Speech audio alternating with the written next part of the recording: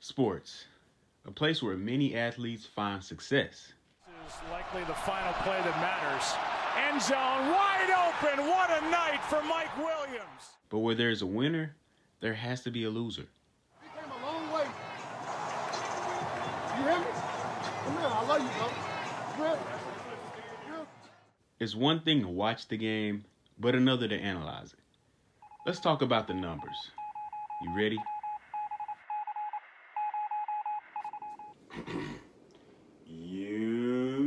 YouTube, what's going on, man? Back at it again with another video. It's your boy Numbers Fan Jay, and I feel like it's been so long since I have uploaded, man. It's been a bunch of stuff going on, in my life, in the basketball world, even got some football news. But I thank y'all for tuning in once again. Leave a like, leave a comment, subscribe, hit that notification bell. If you're new, welcome to my channel. I'm here every Mondays. Mondays and Thursdays are my upload days. Welcome. Please don't forget to leave that like, leave a comment. Interact with me, interact with other people. That's why we're all here. That's the whole reason of the channel, is to interact with other people. But thank y'all for tuning in. Of course, without further ado, we're going to get into the content of this video. So, looking back on round one, my Heat, we got swept, and it wasn't pretty at all, by the Bucks. Jimmy Butler went 19 of 64. That's 29% from the field. Bam went 26 out of 110. That's 23% from the field. Just terrible showing from my Heat stars. That the leaders for this team did not show up, and we lost. The Mavs lost to the Clippers in 7. I picked that one. I got that one right. I got it wrong with Miami. I picked my team. A little bit of emotions involved there. I'm going to admit that. Got a little bit emotional. I picked my team. Thought we were going to be able to do what we did last year, but we didn't. So I got that one wrong. Got the Mavericks losing to the Clippers in 7. I said they would lose in 5, but the Clippers made this way harder than it had to be. But I got that one right. The Mavericks blew a 2-0 lead as well as a 3-2 lead in the series, which is a best of 7. So they only needed 4 wins. They got up 2-0. Then they went up again 3-2, went home, lost there, and then lost in LA as well. So very upsetting for Mavericks fans, I can imagine. The Nets cruised past the Celtics 4-1. Got that one right. Nuggets sent the Blazers home in 6 games. Got that one right. The Hawks flew past the poor shooting New York Knicks. Julius Randle went 28 of 94 from the field. That's 29% as well. Picked that one right. The Suns defeated the defending champions. Didn't see that one coming at all. In 6 games. So we got that one wrong. The Jazz and the 76ers both advanced in 5. We got those series right. Embiid does have a small meniscus tear. Decides he's going to play through it. He's not going to have any, surgery, season-ending surgery on it. At least not right now. As he continues to try to build on this run for the Philadelphia 76ers. But going into the predictions for round 2, starting off with the Knicks versus Bucks. I know these series have already kicked off, but I got to give y'all my picks. And some of them don't have anything to do with game 1 or game 2. Nets versus Bucks. Harden got hurt in game 1 on the first play. The Nets are second in points per game, number 1 in field goal percentage, number 2 in three-point percentage. I wanted to say if Harden cannot keep going, if Harden cannot come back and play, that they lose, but they just obliterated the Bucks. They were up by 49 at one point. That's just utterly ridiculous. I thought my team had played bad, but 49 in a playoff game? Nah, it's easy to say the Nets, now that we have that game under our belt, we know exactly what to expect from a team with no James Harden. So I'm going to go Nets winning that series. The Bucks shown why they're last versus the three-pointer. Miami had several open looks in that series when they played Miami. They just didn't knock them down. The Bucks are 4th in steals, so if they can generate more turnovers and not play a 2-3 zone, and also not play Drew Holiday on Kevin Durant, what are you doing? Maybe they'll win 2 games. Maybe. But at this rate, if they keep doing what they did in that game, they're going to lose in 4. It's going to be over. 76ers versus Hawks. Number 1 76ers versus the 5th seeded Hawks. Embiid, like I said, came into this series with a small meniscus tear. But he just scored his career high 40 points per game in a game in the playoffs. Career high for him. He has an advantage against any Hawks player that you can put on him. There's nobody on that team that can slow down Joel Embiid.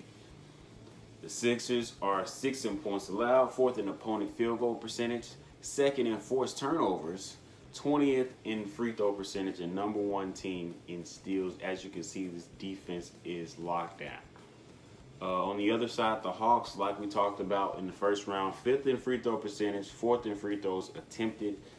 We were looking at maybe seeing Dwight Howard play big minutes, and if he got in foul trouble and Embiid can't go or couldn't go, then it would kind of be leaning towards the Hawks suddenly. Hawks are also number 3 versus the three-pointer and 5th in rebounding. So the Hawks played pretty well, and they're on kind of a, Miami Heat from last season kind of run here where people aren't picking them to win, but they're starting to get more and more wins. So we'll see how that goes, but I'm going to pick the 76ers. I'm going to say Philly in 7, only because I don't think Embiid is 100%. Despite him scoring, 40 points, I don't know how well that leg is going to hold up. He's really out there on a leg and a half, so we don't know. I'm going to go Philly in 7 either way it goes, though. The Suns versus the Nuggets. Now, this is a tough series. I can't tell you how many numbers I've went through for these two teams trying to figure out where's the clear advantage. I can't find a clear advantage for either team. But I do know CP3 will be guarded by Austin Rivers. Devin Booker will be guarded by, it doesn't even matter. Like, can you stop Devin Booker if you're the Nuggets? Like, do you have a player that can stop him? I don't think they do. The Suns are also number 2 in free throw percentage. Expect this matchup to be high scoring, even though both defenses are top 10 in points allowed. They both are very efficient offensively as well. As we all know, great offense beats good defense most of the time. The Nuggets, on the other side, you have the MVP, and Jokic is going to be guarded by Aiden, who isn't really a great defender. So, you have an advantage there. MPJ, Michael Porter Jr., is going to be guarded by Crowder. We can see these matchups change a lot throughout the series. I'm going to have to go with Denver. I'm going with Denver, the MVP. I think that he's the MVP for a reason. The offense will continue to run through him. MPJ will continue to perform, I believe. And I'm going to go with the Nuggets. I'm going to go Nuggets in 7. I think it's going to go a full 7. Last series of the second round, Jazz versus Clippers. Number 1 seeded Utah Jazz versus the number 4 Los Angeles Clippers. We didn't get to talk about the Jazz because we thought, it wasn't really a point. They just won the first round series like we predicted, But Utah is number 3 in points per game, number 4 in three-point percentage, number 1 in three-pointers attempted and made. Number 1 team in the NBA. Number 1 in rebounds, 29th in steals, last in forced turnovers, and number 3 in points allowed. So this team is the number 1 seeded team for a reason. Playing very well on both sides of the ball. They don't force a whole lot of turnovers. At the guard position, they're kind of undersized with Conley and Mitchell both in there at the same time most of the time.